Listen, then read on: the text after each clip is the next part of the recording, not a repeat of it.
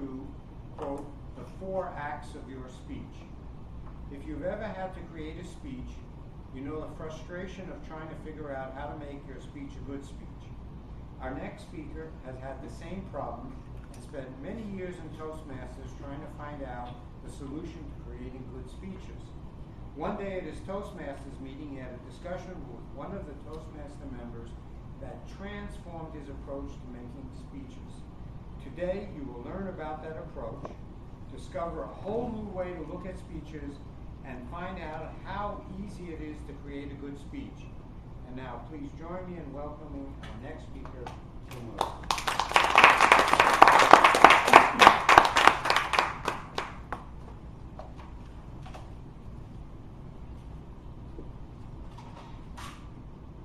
Have you ever heard a really good speech?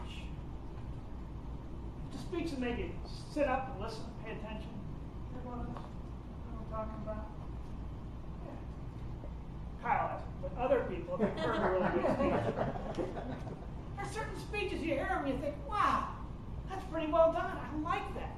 Wouldn't it be great to be able to speak like that? They just pull you in, you get excited about it. Well, if you ever had that feeling, that's the feeling I had, and I wanted to have also my speaking.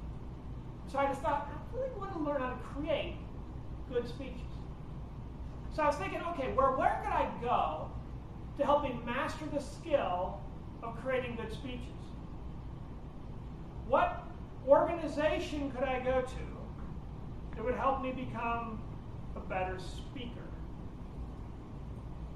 What organization with a club internationally known would I be able to be way ahead? That's right, I came to Toastmasters. I thought, hey, Toastmasters.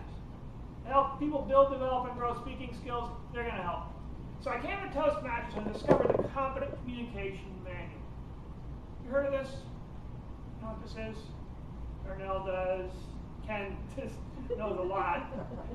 I'm doing a lot of those. If you don't know the Competent Communication Manual, it's simply a manual that starts you out with talking, breaking the ice. Build all the way up to inspiring the audience. And along the way, you learn things like gestures, vocal variety, getting to the point. So I thought, okay, we'll try this. Let's see how this works. But right at the beginning, there was a problem. Because the very first instruction in the Competent Communication Manual said, talk about yourself. And I thought, well, I can do that. I can talk about myself, but how do I know what I'm saying is interesting? How do I know what I'm saying is engaging? How do I know what I'm saying is useful and helpful to my audience? How do I know? Well, I went to the manual anyway. And the more I went to the manual, the more I discovered it's more about delivery skills. In other words, you've got a great speech. You've got a good speech ready to go. Here's how you deliver it. Here's how you get it in front of the audience. Gestures, and vocal variety, all those sort of things, but nothing really about creating the speech. So I went through it. It took about a year. It was a little frustrating because I thought I'm not quite getting what I want. I want to create a good speech. How do I do that? Well, there is another series of manuals called the Advanced Communication Manual. Now, if you don't know about that, the Advanced Communication Manual is what you do after the Competent Communication Manual. I thought, well, maybe here I'll finally learn how to create that good speech. Maybe I'll finally learn how to really begin, how to get started.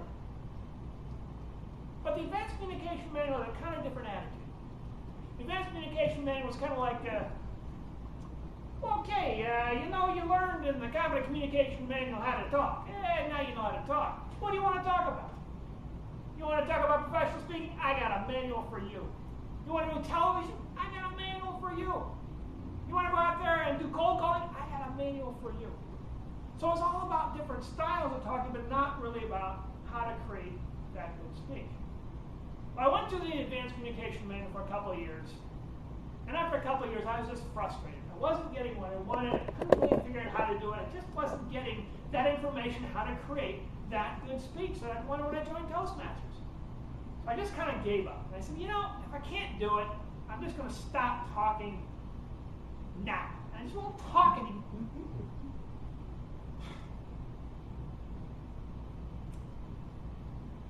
And I did.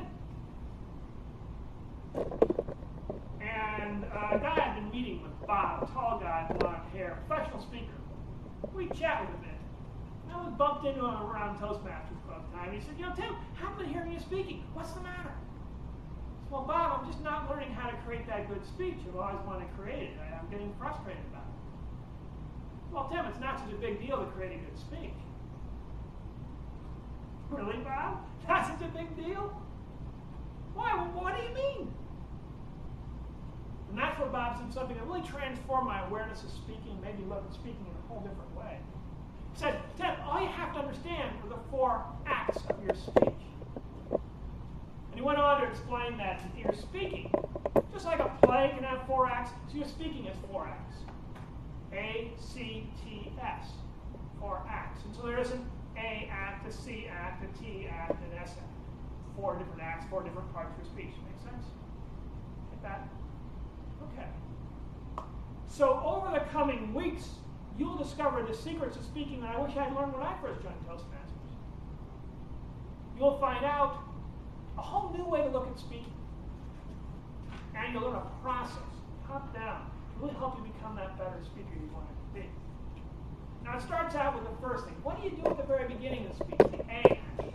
How do you really get that speech started? What's the most important thing you do in a speech? Then the C act. How do you continue going? How do you keep going? How do you continue speaking when you don't want to speak? How do you make sure you've always got something to talk about, as Ken says?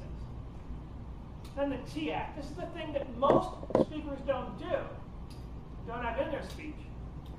Put that in the speech, and you'll be much better off.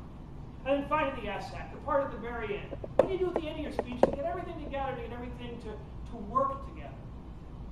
So you can learn all about that over the coming weeks, about the 4 acts. In a couple of weeks, you're going to learn about the A act, the thing you do at the very beginning of the speech. It helps connect the audience and get things started.